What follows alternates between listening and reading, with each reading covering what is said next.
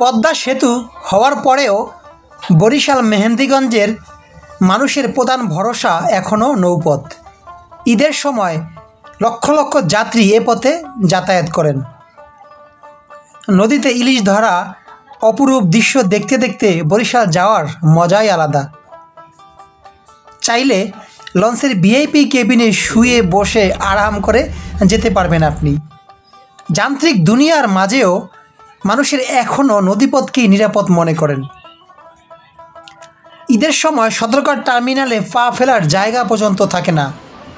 জন্মভূমির প্রতি মানুষের আলাদা টান আছে।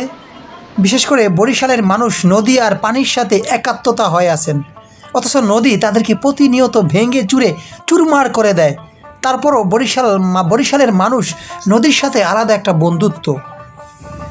নদীর অপরূপ দৃশ্য দেখতে দেখতে যখন মেহেন্দিগঞ্জে পা রাখবেন, মনে হবে এক অন্যরকম আনন্দ, অন্যরকম এক অনুভূতি যখন আপনার লঞ্চটা ঠিক আপনার বাড়ির ঘাটে এসে পৌঁছাবে। এটা হলো উলানিয়া লঞ্চ ঘাট। প্রায় 4 লক্ষ মানুষের বসবাস এখানে। প্রতিনিয়ত নদীর সাথে যুদ্ধ করে টিকে আছেন তারা।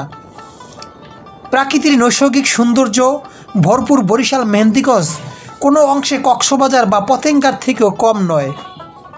জানি না ভিডিওটুকু আপনাদের কেমন লেগেছে, মন্তব্য করে অবশ্যই আমাদেরকে জানাতে ভুলবেন না।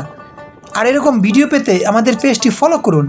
চাইলে তাসিন টিভি ইউটিউব চ্যানেলে আপনি এইসব ভিডিও দেখে আসতে পারেন। তো আজকের মতো আমি বিদায় নেব। ভিডিওটা ভালো লাগলে অবশ্যই জানাবেন। আল্লাহ হাফেজ।